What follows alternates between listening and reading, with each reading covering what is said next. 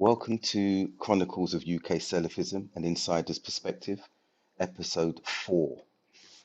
The previous episode looked at the year 1992, and before commencing 1993, I think it's necessary to review some of the personalities that I've mentioned so far to give a picture and context of who was actually promoting Salafism and active in the arena of propagation. So I've mentioned my earlier teacher, Surat Abdul Malik from Brixton. There's also Abu Muntazir, the head of Jimas, Abu Alia Sakil Sharif, another head of Jimas, Abu Talha Dawood Burbank, part of Jimas, Abdurrahim Green, who was conducting the weekly or presiding over the weekly study circles in Clapham South, also from Jimas, the only among the only African Caribbean individuals that we knew, I believe Trinidadian, Abu Sufyan Abdul Karim McDowell, also from Jimas. And there was another personality who's currently with Quilliam, which shows the, I would say, pendulum swing, as it were, from religious orthodoxy to religious liberalism, if you like. And that's none other than Usama Hassan. Um, and I have here a cassette of his, an actual lecture. He was known by the kunya or the nickname Abu Dhar at the time, and he took part in a weekend conference in Birmingham, Green Lane Mosque. This was before that particular cult established itself in Birmingham, and it was on Saturday, the 25th of July, 1992, and entitled The Sunnah. And I'm giving this picture of some of the personalities involved so that the listener can see how together or more united Salafis were in the early to mid late 90s. And as we go through the series on these chronicles, I will pinpoint where divisions and ruptures started taking place. And those personalities that emerged who were not present at these times that I've just mentioned, and in my opinion, and many others, precipitated or accelerated the division and have continued in that trend. In fact, it's their hallmark right up until today. Um, the final thing I've mentioned on this particular point is that we had, as I mentioned, a lecture from Usama Hassan on the 25th of July, 1992. Osama was also the one who translated a book that was pivotal in establishing the academia and I think the presence of Salafism from a literature perspective in his translation of Sheikh Al Albani's book, The Prophet's Prayer Described. And this book was monumental in establishing the position not only regarding prayer, but the position of the Sunnah according to Salafism and its orthodoxy and its place with the four schools, four madhahib, four schools of thought as well. And again, that was Usama Hassan who translated this book in 1993. I'll refer back once more, should I say, to another area where I have a cassette from Abu Alia Sakil Sharif on the 25th of November 1992, a talk that we attended, a Jimas talk, and that was based on some notes that he had translated, a letter from Sufyan al-Thawri. I'm not sure if the translation was done by himself, but it was from the translated works, and I've got that cassette with me, evidencing again the solidarity of some significant personalities that shaped Salafism during the 90s. Right, referring to 1993 particularly now. I mentioned in the previous episode that there were discussions around the Balkans conflict. When I went on Umrah with my colleagues, we were discussing it because the war had moved into Bosnia on the 19th of June 1992. Now, by 1993, Salafis were galvanized into action. General questions had been asked to scholars like Sheikh Uthaymeen, and his students were speaking. We understood that one of the students had actually gone to or was actually in Bosnia with a group of individuals, and so we took that position as we understood that a defensive jihad was underway. We witnessed many atrocities. There were videos being sent back to us. I personally witnessed videos where I saw a tray of the private parts, the penises and testicles of young children from around the age of 4, 5, up to young men on a tray. I witnessed that, and that was circulating around the UK from those who wanted to show the atrocities being inflicted upon the Bosnian Muslim population. There was the mass rape of women and rape camps, and we heard stories of the Serbians saying that they would impregnate Bosnian women so that there would be Serbian children, parentage, fatherhood of Serbian children being born. We know about the massacres that were well documented as well. So we were seeing all of this, and the Muslim populace on the whole in the UK and Europe were appalled by this. So we were galvanized as a community up and down the country into action, and we were very active in fundraising, charity, getting clothes for the winter, blankets, and the usual, like what is being seen or similar to what's been seen with Syria over the past few years today. Now, also, we were getting medicinal supplies and actively getting vehicles for the terrain. I remember traveling up and down speaking to certain communities, and we were getting Pajero Jeeps and everything to send over. As I mentioned at the end of the last episode, some of us actually went over to fight. And at that time, the situation wasn't as it has been post 9/11. And I will say and add here emphatically that the majority, the overwhelming majority of individuals who went to fight were not violent extremists or non-violent extremists. They felt a duty to go and assist the Muslims who were being massacred with an arms embargo in place over them. So this was done, and with the full knowledge of the British government, who were not preventing individuals from travelling abroad. Um, I was later to go on a convoy to ensure that a convoy of charitable goods had arrived at their destination, and also to take specific medical instruments that were required for some of the doctors that were over there and that were actually active. A charity was formed at that time, Needy Children of the Ummah, from Abdul Ghaffar, the other African Caribbean individual I referred to in the previous episode that we'd seen when we joined Jimas. And that was the official line at that time of raising charitable donations, clothes, and the like. Um, on the occasion that I went later on, late 93, early 94, I traveled to Zagreb with at least four individuals to check on that particular convoy and that it had arrived safely. Um, and the fighting at that time was in Split.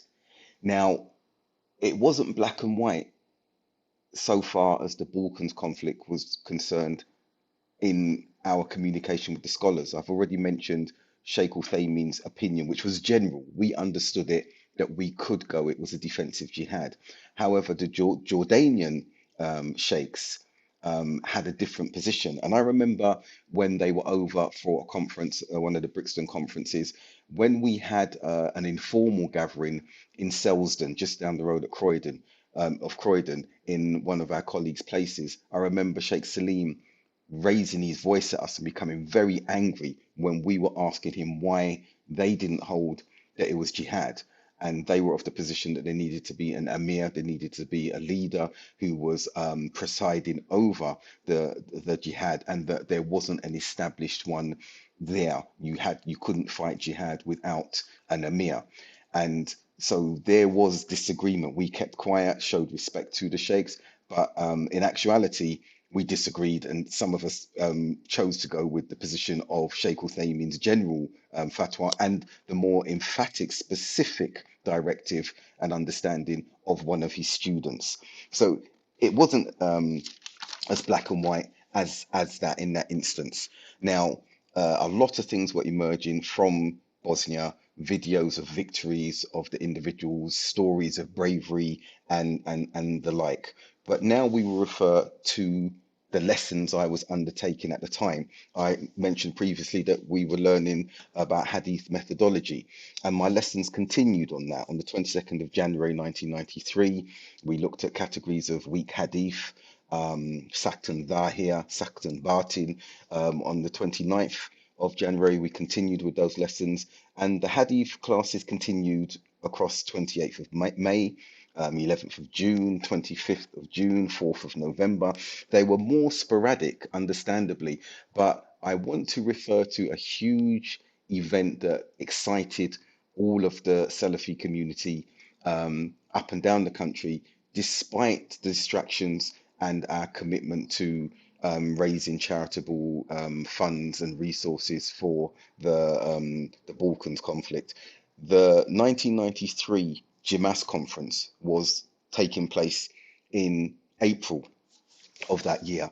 And I remember us attending meetings at the study circles we were going to and discussing how to advertise for the conference with the flyers, and we needed to fundraise and everything. And there was general excitement during this process of preparation.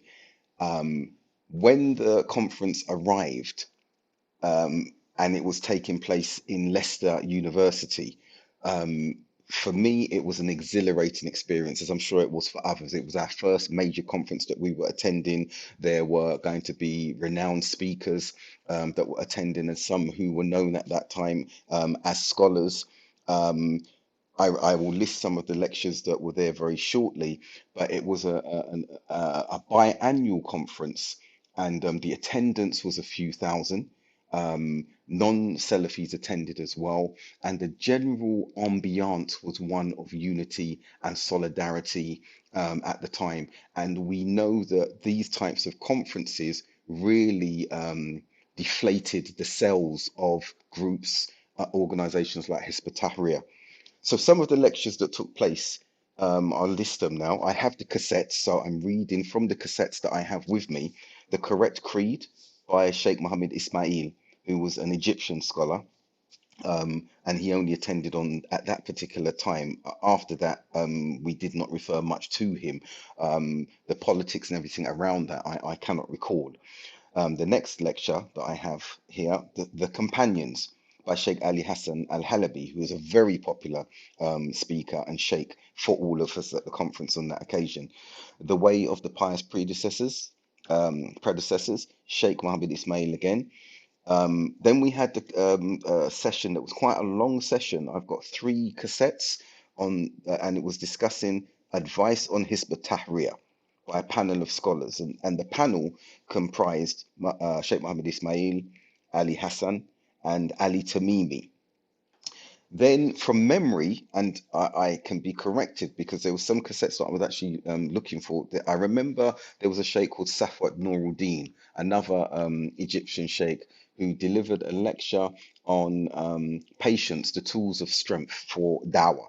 But I can be corrected that in my memory, whether it was that 93 conference or the one 2 years later, there's also another very memorable lecture in which I delivered the introduction to the speaker, who was none other than Dr. Bilal Phillips, entitled Unity Upon What? Now, that's available on YouTube, and I will try and provide the link via one of the avenues that you can listen to this podcast. And that was a very, very memorable lecture because Dr. Bilal discussed his time and some of their times as students studying at Medina University, and around the time, at the same time, should I say, as Juhayman al-Utaybi, the individual who took Makkah under siege in 1979. And clearly, the story that Dr. Bilal Phillips elucidated it was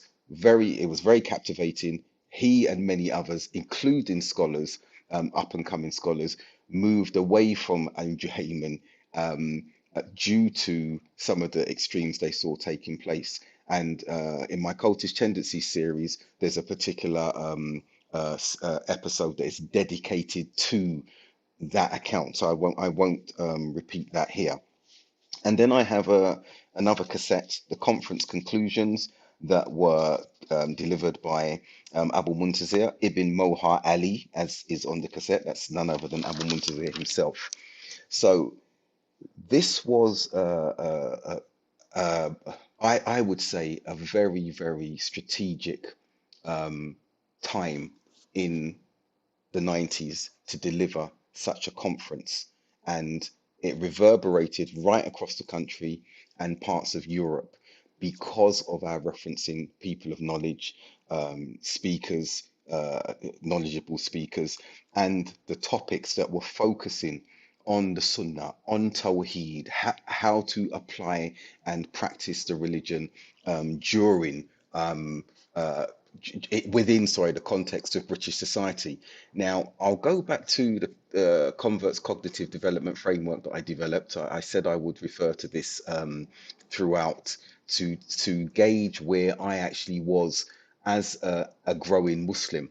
And I indicated in the previous discourse that I was moving from the first of the four phases, the founding conversion phase, to the youthful phase, which was a more formative, overzealous, and idealistic phase. And this is a phase, I would say, of increased activism, religious activism. And evidence of that was the involvement in raising funds and getting resources for the war in the Balkans at the time, the activism around promoting the Jimas conference at the time, the lectures that I was delivering, they were still taking place. However, they were not as much during that particular year due to the events that I've just described. So that particular youthful idealistic phase is one that many go through following the founding conversions phase that I've described earlier. The final pivotal moment, I would say, during that year was one that I think shaped the direction of Salafism so far as London was concerned. And that was an event that occurred on the 2nd of May 1993 at Brixton Mosque, which has been commonly referred to as Black Sunday. This was an occasion when the then Morabitoun leadership, as they declared themselves, stepped down due to overwhelming pressure from the community who felt they'd been duped and deceived by Uthman Morrison at the time, who had, with a group of individuals around him, forced out Sheikh Salah, sorry, Al Jannah. At the time, Sheikh Salah went peacefully, which was nice of him. This was as expected from him as a very humble individual. And then we saw emerge this Morabitoun phase or period, somewhat by stealth.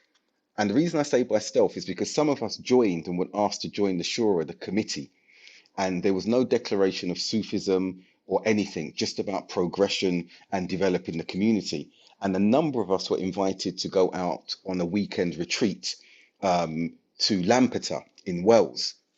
I was one of those who was invited from the younger members of the community.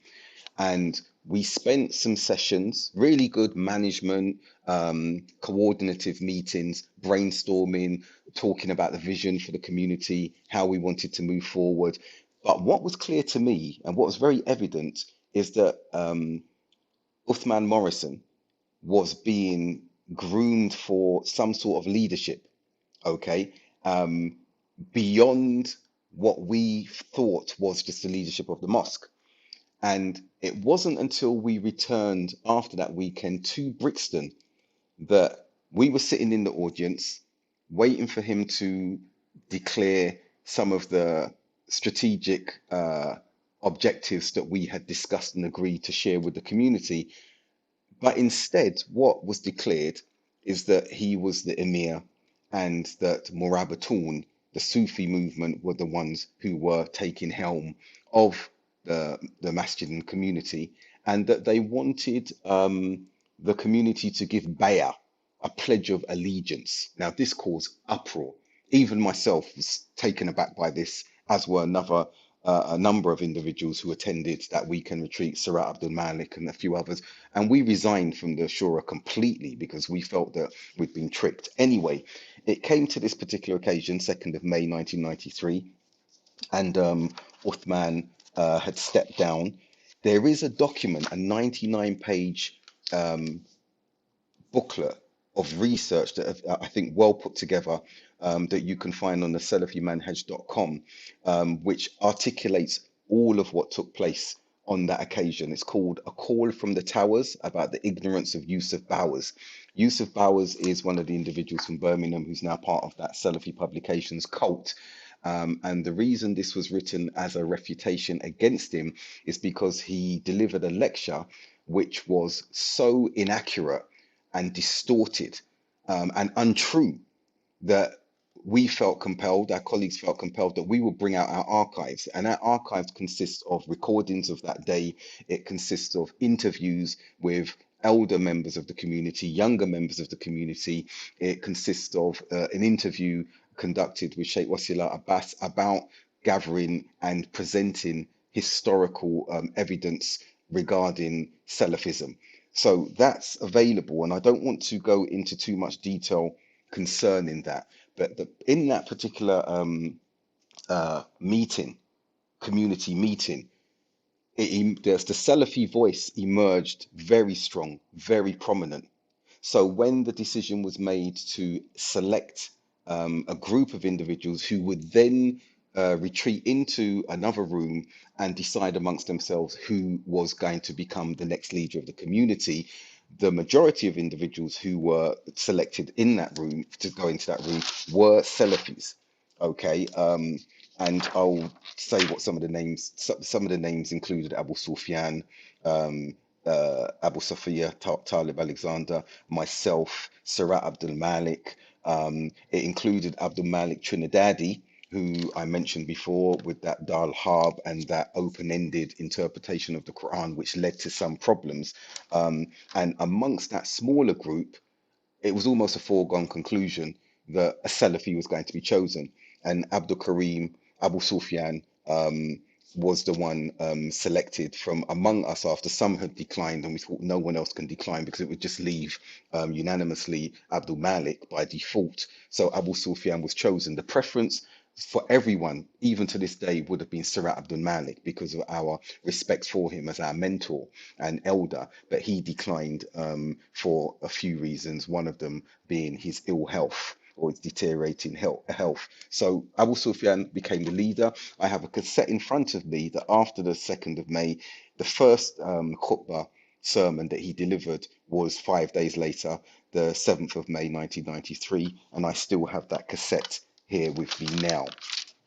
Without taking this too much further, I see from the conclusion of 1993, it was a year of consolidation of the Salafis, a year of achievement from the conferences, from the respect that was afforded to us as a young entity, and because of our involvement regarding Bosnia and the going backwards and forwards, the establishing of a charity from one of us, even some colleagues went over and brought some of the widows back. They married some of the Bosnian women, adopted some of the children, and things like that. So these achievements, plus the Salafi presence in a mosque in the UK for the first time in London, and a convert-led mosque,